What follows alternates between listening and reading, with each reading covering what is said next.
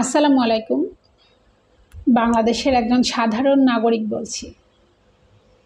আমার রাজনীতি সম্পর্কে বিশেষ কোনো জ্ঞান নেই, বা এই দেশটা সম্পর্কে বা এই দেশটা পরিচালনা সম্পর্কে যে কিছু বলবো সেরকমও কোনো বিশেষ জ্ঞান নেই। কিন্তু আমি বাংলাদেশের একজন সাধারণ নাগরিক হিসেবে বা আমার ভিতরে যে আমি একটা দেশপ্রেমকে লালন করি, সেখান থেকে আমার মনে হলো কিছু কথা আমি বলতেই পারি। আমার যে কথাগুলো মনে আসছে সে কথাগুলো আমি বলতেই পারি। আমরা দীর্ঘদিন যাবৎ চাচ্ছিলাম যে ছাত্র জনতা যে আন্দোলন করছে সেটা সফল হোক, বা বাংলাদেশে পুনরায় গণতন্ত্র ফিরে আসুক, বা আমাদের সমাজটা একটা সুষ্ঠু সমাজে পরিণত হোক। আর যে স্বৈরাচার বাংলাদেশে রাজ করছে তার অবসান ঘটুক বা স্বৈরাচারের পতন হোক। কিন্তু এই দীর্ঘদিনের রক্তক্ষয়ী যুদ্ধ বলা যেতে পারে, এই দীর্ঘদিনের রক্তক্ষয়ী যুদ্ধ এবং মানুষের প্রাণের বিনিময়ে আজকে স্বৈরাচার পতন ঠিকই হয়েছে, কিন্তু বাংলাদেশের বিভিন্ন জায়গায় যে ঘটনাগুলো ঘটছে বা সামাজিক যোগাযোগ মাধ্যমে আমরা যে ভিডিওগুলো দেখছি, দেশের মধ্যে যে অরাজকতা বিরাজ করছে, সেটা আমাকে অনেকটা উদ্বিগ্ন করে। পাশাপাশি বিভিন্ন রাজনৈতিক দলগুলো এই যে 2 দিন না যেতেই যা শুরু করেছে, বা তারা যে ধরনের বাড়াবাড়িগুলো করছে, বা এই ধরনের রাজনৈতিক দলকে সমর্থন করা লোকগুলো তাদের যে নতুন রূপটা দেখাচ্ছে সেটা আমার কাছে ভয়ানক বলে মনে হচ্ছে। সে কারণে আমার মনে হলো আমি একজন সাধারণ নাগরিক হলেও নিশ্চয়ই আমি নিজের ভেতরে একটা দেশপ্রেমকে লালন করি। সেখান থেকে আমি আমার ভাবনাটার প্রকাশ করতেই পারি, যেহেতু এখন আমাদের বাক স্বাধীনতা হয়েছে বা আমরা যে কোনো কিছু মনে চাইলেই বলতে পারি। সেখান থেকে আমার মনে হলো কিছু কথা বলা উচিত। সামাজিক যোগাযোগ মাধ্যমে কিছুদিন বলা যাবে না যে স্বৈরাচারের যে পতন ঘটলো তারপর থেকে এখন কিন্তু বর্তমানে আমাদের দেশে কোনো রাজা নেই বা প্রধানমন্ত্রী হিসেবে কেউ নেই, এবং পুলিশরাও এখন তাদের নিজেদের জায়গায় নেই। তারা কর্মবিরতি ঘোষণা করে তারা হেফাজতে অবস্থান করছে।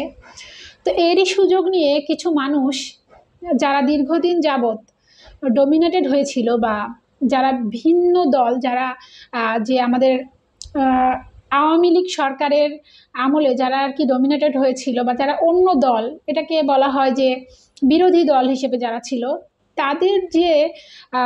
তাদেরকে যারা সমর্থন করত, তাদেরকে অপর দলগুলো যে ডমিনেট করে রাখতো, সেটার রাগ ক্ষোভের বহিঃপ্রকাশ তারা এখন দেখাচ্ছে। আমি সামাজিক যোগাযোগ মাধ্যমে কিছু ভিডিওতে দেখলাম যে একটা সাধারণ মানুষের সবজির দোকান থেকে সবজি লুটপাট করা হচ্ছে, মুরগির দোকান থেকে মুরগি ডাকাতি করে নিয়ে যাওয়া হচ্ছে। এছাড়াও বিভিন্ন জায়গায় ডাকাতি হচ্ছে, বিভিন্ন যারা আওয়ামী লীগের নেতা নেত্রী ছিল তাদের বাড়িতে আগুন লাগানো হচ্ছে।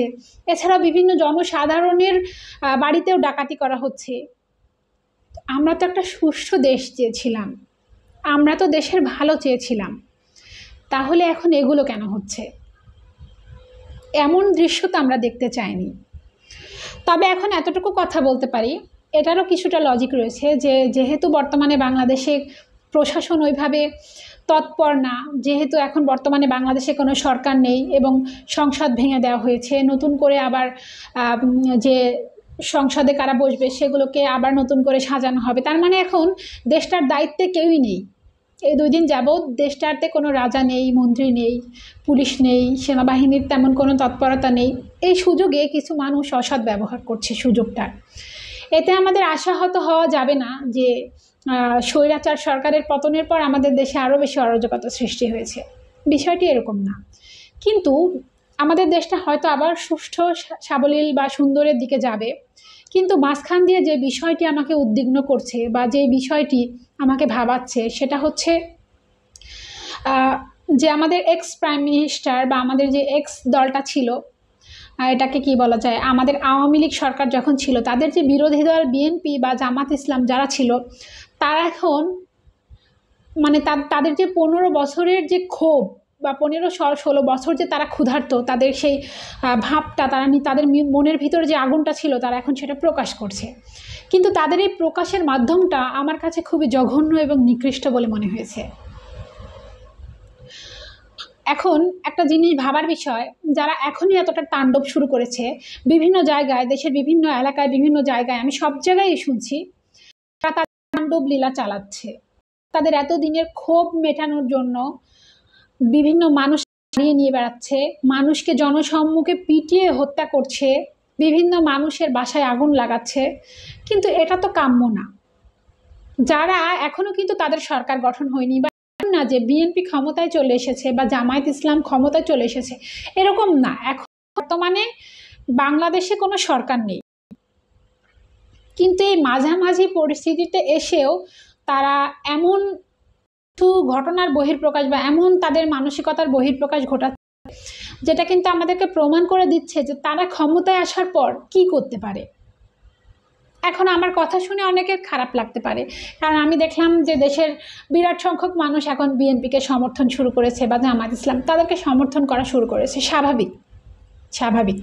আমি কখনো রাজনীতির সাথে জড়িত ছিলাম না, বা এমন না যে আমি কোনো কালে আওয়ামী লীগকে সমর্থন করতাম। আমার কথার মাধ্যমে এমন কিছু মনে করার কোনো প্রয়োজন নেই। কিন্তু মেইন কথা হচ্ছে যে এখন দেশের মধ্যে যে অরাজকতা বিরাজ করছে, এটা তো আমরা চাইনি। এটার জন্য তো আমাদের ছাত্র ভাইরা প্রাণ দেয়নি। এই দৃশ্যটা আমরা দেখতে তো চাইনি। তো দেশের মধ্যে যে ঘটনাগুলো ঘটছে এটা কখনোই কাম্য না। আর আরেকটা যে বিষয়, আমরা সবসময় মনের মধ্যে লালন করি যে আমাদের পরিবার কাকে সমর্থন করে, আমরা যাকে ফলো করি তারা কাকে সমর্থন করে, এটা আমরা মনের মধ্যে লালন করি। কিন্তু আমরা কেন নিজের ভাবনার বহিঃপ্রকাশ ঘটাতে পারি না? আমরা কেন আমি কি চাই, আমি কি দেখছি, আমি বুঝছি সেটা বুঝতে চাই না? আমাদের কেন এমন মানসিকতা যে আমরা সবসময় প্রভু মানব এবং তার দাসত্ব করব? কেন? আমাদের কি নিজের মস্তিষ্ক নেই? আমাদের কি দুইটা চোখ নেই? আমরা কি কিছু বুঝি না? আমাদের কি ব্রেন নেই? আমাদের তো সবই আছে। তাহলে আমরা কেন সারা জীবন আমাদের বাপ দাদা কী করেছে, কাকে সমর্থন করেছে, আওয়ামী লীগ, বিএনপি, এগুলোর মধ্যে কেন পড়ে থাকবো? আমরা একটা সুষ্ঠু সুন্দর দেশ চাই। এই ক্ষমতা কেন চাও তোমরা? এমন ক্ষমতা কেন চাও যেটা দিয়ে তোমরা তোমাদের মনের প্রতিহিংসাকে চরিতার্থ করতে পারো? তোমরা এমন ক্ষমতা কেন চাও যে ক্ষমতা দিয়ে তোমরা অন্য মানুষকে তাড়িয়ে নিয়ে বেড়াতে পারো? এমনটা তো আমাদের কাম্য না। আমরা এমন দেশ দেখতে চাই না। এগুলো বন্ধ করা হোক। দিনের পর দিন কি এমনই চলতে থাকবে যে আওয়ামী লীগ ক্ষমতায় আসলে বিএনপিকে তাড়িয়ে নিয়ে বেড়াবে, বা বিএনপি জামাত ইসলাম ক্ষমতায় আসলে আওয়ামী লীগের লোকজনদের বা তাদের সমর্থকদেরকে তাড়িয়ে নিয়ে বেড়াবে? আমরা তো গণতন্ত্র প্রতিষ্ঠা করতে চাই। যদি গণতন্ত্রই প্রতিষ্ঠা করতে চাই, সেখানে নিশ্চয়ই বিভিন্ন মতের মানুষ থাকবে, বিভিন্ন মত প্রকাশের মানুষের সেখানে মত প্রকাশ করার স্বাধীনতা থাকবে মানুষের। তাহলে আমরা যদি গণতন্ত্রের প্রতিষ্ঠা করতে চাই, তাহলে কেন বিরোধী দলের লোকজনদেরকে এখন তাড়িয়ে নিয়ে বেড়াবো? আমি মানছি তারা অপরাধী, তাদের মধ্যে অনেকেই আছে যারা অনেক বড় বড় অপরাধ করেছে, সেটা দেখার দায়িত্ব নিশ্চয়ই আইনের। আমরা কেন আইন হাতে তুলে নিব? কেন আমরা আইন হাতে তুলে নিব? আমাদেরকে দেশের উপর ভরসা রাখতে হবে। এবং ডক্টর মোহাম্মদ ইউনূস যে বর্তমানে সবাই চাচ্ছে যে তিনি সরকার প্রধান হোক, একদল মানুষ নিয়ে বিভিন্ন রকম কুৎসা রটাচ্ছে, বা তাকে নিয়ে এমন কিছু তথ্য ছড়ানোর চেষ্টা করছে যার ফলে মানুষ তাকে অসমর্থন জানায়। আসলে এই ঘটনাগুলো আমাকে অনেকটাই মর্মাহত করছে। কেননা ডক্টর মোহাম্মদ ইউনূসের মতো মানুষ বাংলাদেশের ইতিহাসে 100 বছরেও পাওয়া যাবে বলে সন্দেহ। তিনি নোবেল বিজয়ী একজন মানুষ, তিনি গ্রামীণ ব্যাংকের প্রতিষ্ঠাতা, তিনি ক্ষুদ্র ঋণদাতা হিসেবে অত্যাধিক পরিচিত। বলা হচ্ছে তিনি সুদের সাথে জড়িত, তিনি সুদের কারবার করেন। তিনি এমন একটা মানুষ, তিনি তার ক্ষুদ্র ঋণ প্রতিষ্ঠা এবং তার গ্রামীণ ব্যাংকের ওপর বা সেই সোর্সে তিনি শান্তিতে নোবেল পুরস্কার পেয়েছে। শান্তিতে নোবেল পুরস্কার পাওয়ার বিষয়টা কতটা সম্মানীয় একটা বিষয় আপনারা হয়তো বুঝতে পারছেন না। এছাড়াও আমি তার সম্পর্কে এখন বিস্তারিতভাবে বলতে পারবো না, কারণ আমি প্রথমেই বলেছি যে আমি খুবই ক্ষুদ্র জ্ঞানের অধিকারী একজন মানুষ। কিন্তু আমি তার সম্পর্কে যতটুকু রিসার্চ করলাম, জানলাম, পড়লাম, সেখান থেকে আমি জানতে পারলাম তিনি এমন 3টে অ্যাওয়ার্ড পেয়েছেন যেগুলা বিশ্বের ইতিহাসে খুবই কম সংখ্যক মানুষ পেয়েছে। মাদার তেরেসা, এছাড়াও বিশেষ নেলসন ম্যান্ডেলা, এছাড়াও বিশেষ কিছু মানুষ, 7 জন মানুষ পেয়েছে। এরকম 3টে অ্যাওয়ার্ড তিনি পেয়েছেন। এছাড়াও তিনি বিশ্বের প্রতিটা দেশে সম্মানিত। তিনি 100টিরও বেশি উন্নয়নশীল দেশসমূহের মধ্যে তার ক্ষুদ্র ঋণ দিয়ে থাকেন। এটা তিনি বিভিন্ন দেশের মানুষের জীবনযাত্রার মান উন্নয়নের জন্য এই ধরনের ঋণ সহযোগিতা করে থাকেন। এছাড়াও তিনি বাংলাদেশের বিভিন্ন প্রত্যন্ত অঞ্চলের নারীদেরকে ক্ষুদ্র ঋণ খুবই কম সুদের মাধ্যমে ক্ষুদ্র ঋণ প্রদানের মাধ্যমে তাদেরকে স্বাবলম্বী করার চেষ্টা করেছেন। এবং তার যে সম্মান, সে সম্মানের কথা আপনারা গুগল করলে বা বিভিন্ন রকম ভিডিও সার্চ করে দেখলে শুনলেই বুঝতে পারবেন। আমি খুব ক্ষুদ্র মানুষ হিসেবে এগুলো বিশ্লেষণ করে বলতে পারছি না, কারণ আমি মাথায় অনেক কিছু ধরে রাখতে পারি না। তো যেটা মেন কথা সেটা হচ্ছে আপনারা কিন্তু এটাকে মানে এই জিনিসটাকে কিছু মানুষ এই জিনিসটাকে এমনভাবে প্রকাশ করার চেষ্টা করছে যে তিনি সুদের ব্যবসা করতেন, তিনি সুদের মানুষ, তিনি এই করছেন সেই করছেন, এভাবে তাকে ছোট করে তারা তাদের নিজেদের স্বার্থকে চরিতার্থ করার চেষ্টা করছে। অনেকেই বলছেন যে বিএনপি কেন সমাবেশ সম্মেলন করছে, তারা কেন বাড়াবাড়ি করছে। তারা বাড়াবাড়ি করুক, সেটা তো আমাদের দেখার বিষয় না। আমরা আমাদের স্বৈরাচারী মনোভাবকে প্রকাশ করব না। তারা কী করলো সেটা আমাদের দেখার বিষয় না। যেহেতু আমরা এখন গণতান্ত্রিক একটা রাষ্ট্র চাচ্ছি, সেখানে সবাই সবার মত প্রকাশ করবে, সবাই মিছিল মিটিং সমাবেশ করবে, এটা স্বাভাবিক, তারা করবে। কিন্তু আমরা কি চাই, আমাদের মস্তিষ্ক থেকে সেটা আসতে হবে। আমাদের দেশের কিসে ভালো হবে সেটা নিয়ে গবেষণা করতে হবে, বুঝতে হবে। আমাদের দেশের একজন রাজা হিসেবে বা প্রাইম মিনিস্টার হিসেবে আমরা কাকে নির্বাচন করব, সেই সিদ্ধান্ত আমাদের নিজেদেরকে নিতে হবে, কারো কথাই না, বা আমাদের বাপদাদা কী রাজনীতি করে গেছে সেই কারণে না। আমাদেরকে একজন প্রধানমন্ত্রী বা একজন দেশ যে পরিচালনা করবে এমন একজন মানুষ নির্বাচন করতে হবে, এমনভাবে যে যার মাধ্যমে আমরা এমন কাউকে বেছে নিতে পারবো যার দ্বারা আমাদের দেশটি উন্নয়ন করতে পারবে এবং দেশের মানুষের ভাগ্যের পরিবর্তন হবে। আমরা দীর্ঘদিন যাবৎ বুদ্ধি হয়ে পর্যন্ত এই যে আওয়ামী লীগ সরকার ক্ষমতায় ছিল, এই 15-16 বছর যাবৎ শুধু উন্নয়নই শুনে চলেছি। কিন্তু উন্নয়ন বলতে কি শুধু একটা দেশের স্ট্রাকচারাল উন্নয়নকে বোঝায়, নাকি একটা দেশের মানুষের জীবনযাত্রার মানকে উন্নয়ন করা সবথেকে গুরুত্বপূর্ণ? যে কোনো সরকারই যদি 15 থেকে 16 বছর ক্ষমতায় থাকে, একটা দেশের অবশ্যই উন্নয়ন হবে। বাংলাদেশে যে উন্নয়ন হয়েছে বা যে উন্নয়ন বিগত সরকার করে গিয়েছে, এরকম উন্নয়ন কি অন্য কোনো সরকার থাকলে করতো না? বা বিশ্বের কোনো দেশে, বিশ্বের বিভিন্ন দেশে উন্নয়নশীল দেশ, তারা কি থেমে আছে? এত বছর যে কেউ ক্ষমতায় থাকলেই দেশের এতটা উন্নয়ন হবে। সেই জায়গায় বাংলাদেশের এক্স প্রাইম মিনিস্টার যা করে গেছেন, তিনি সারা দেশে আসলে যতটা ব্যয় করেছেন তার থেকে বেশি তিনি দেশের বাইরে পাচার করেছেন। এছাড়াও বাংলাদেশে এখন যেই পরিমাণে ঋণের বোঝা, তার থেকেও বেশি টাকা তিনি দেশের বাইরে পাচার করেছেন। তো আমরা এমন কাউকে নিশ্চয়ই চাই না। এর আগেও আমরা বিভিন্ন সরকার, জামায়াত, বিএনপি, আওয়ামী লীগ, আমরা অনেককে দেখেছি কে কি করতে পারে দেশের মঙ্গলের জন্য, তা আমাদের তো দেখা হয়ে গেছে। এখন আমরা নিশ্চয়ই এমন একজন মানুষকে প্রার্থনা করব যে আমাদের দেশের জন্য মঙ্গল বয়ে আনবে। আর আমি তো ডক্টর ইউনূসকে সমর্থন করছি এই কারণে যে আমি তো তাকে ছাড়া তেমন কোনো ব্যক্তিত্ব দেখছি না যে কিনা আমাদের দেশটাকে সুষ্ঠুভাবে এখন পরিচালিত করতে পারে। কারণ আমাদের এখন একজন জ্ঞানী, শিক্ষিত এবং যার মাধ্যমে আমরা বহির্বিশ্বের বিভিন্ন দেশ থেকে ঋণ সহযোগিতা পেতে পারি এমন একজন মানুষকে আমরা চাই। কারণ আমাদের দেশটি এখন বিধ্বস্ত একটি দেশ, বলা চলে যুদ্ধ বিধ্বস্ত একটি দেশ।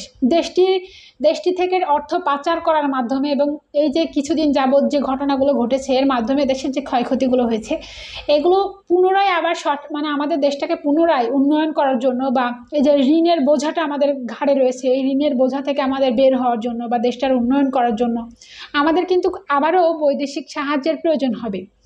অনেকেই চাচ্ছেন, তাদের ভাবনা সুন্দর, অবশ্যই আমি তাদের ভাবনাকে রেসপেক্ট দিয়েই বলতে চাচ্ছি, অনেকেই চাচ্ছেন যে ইসলামিক কোনো ব্যক্তিত্ব বা ইসলামিক কোনো আইডল দেশের প্রধানমন্ত্রী হোক।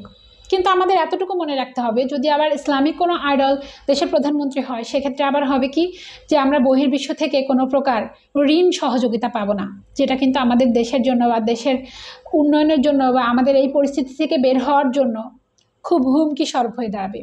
তাই আমি মনে করি, আমার মতে, খুবই সাধারণ মানুষ হিসেবে আমার মতে মনে হয় ডক্টর মোহাম্মদ ইউনূস এই মুহূর্তে আমাদের দেশের জন্য একটা সঠিক সিদ্ধান্ত। আর এমন না যে তাকেই আমরা রেখে দিব। তিনি যখন অন্তর্বর্তীকালীন সরকার হিসেবে আসবেন, তিনি যখন দেশ পরিচালনা করবেন, আমাদেরকে তখন তার কার্যকলাপ দ্বারা বুঝে নিতে হবে যে তিনি আসলে আমাদের দেশের জন্য কতটুকু গ্রহণযোগ্য। তাই আমি মূলত বলতে চাচ্ছি যে আসুন আমরা এই যে বাপদাতার পরিচিত রাজনীতি বা আমরা যাদেরকে অনুকরণ করি তাদের দেখানো রাজনীতি থেকে বেরিয়ে এসে আমাদের ব্রেনকে উন্মুক্ত করি এবং আমরা আমাদের বিবেককে প্রশ্ন করি এবং সেই প্রশ্ন করার মাধ্যমে আমরা কাকে সমর্থন করব সেটাকে আমরা নিশ্চিত করি। এতটুকুই আমি বলতে চাই। এতটুকুই বলতে চাই যে এখানে আমরা ক্ষমতার লোভে বা অন্যদেরকে তাড়িয়ে নিয়ে বেড়াবো বা অন্যদেরকে ডমিনেট করে আমি বড় হয়ে থাকবো, এইসব ভাবনা থেকে বেরিয়ে আসতে হবে। এই ধরনের কোনো দল বা দলমত থাকলে মানুষের মধ্যে দ্বন্দ্ব বিভেদ এগুলো বন্ধ হবে না। তা আমি চাই এমন একটি নিরপেক্ষ সরকার বাংলাদেশে আসুক, যে আসার পরে জনসাধারণেরা আবার একত্রিত হয়ে যাবে, মানুষ তাদের জীবিকা স্বাভাবিকভাবে নির্বাহ করতে পারবে, গরিব অসহায় দুস্থর মানুষরা বাংলাদেশের সরকারের কাছ থেকে এবং দেশ থেকে কিছু পাবে, তাদের আর্থিক সহযোগিতা থেকে শুরু করে তাদের জীবনযাত্রার মান উন্নত হবে এবং এই যে দ্রব্যমূল্যের এত ঊর্ধ্বগতি এগুলোকে আবার কমিয়ে আনা হবে। সাধারণ মানুষ দিনমজুরেরা উপার্জন করে পেটের ভাত খেতে পারবে এবং নিজের জীবনটাকে সুন্দরভাবে নির্বাহ করতে পারবে, অর্থাৎ তাদের যে মৌলিক চাহিদা সেগুলোকে সুন্দরভাবে পূরণ করতে পারবে। এতটুকুই আমার কাম্য, এতটুকুই আমার কামনা। তাই আমি আবার বলতে চাই, আসুন আমরা আমাদের গোঁড়ামি থেকে বেরিয়ে আসি এবং আমরা যে দলকেই পূর্বে সমর্থন করে থাকি না কেন সেখান থেকে বেরিয়ে এসে আমরা নৃশংসতা থেকে বেরিয়ে আসি এবং দেশটাকে আবার পুনরায় নতুনভাবে সুন্দরভাবে গঠন করার পথে আমরা এগিয়ে নিয়ে আমরা সেটাকেই সমর্থন করি। ধন্যবাদ সবাইকে।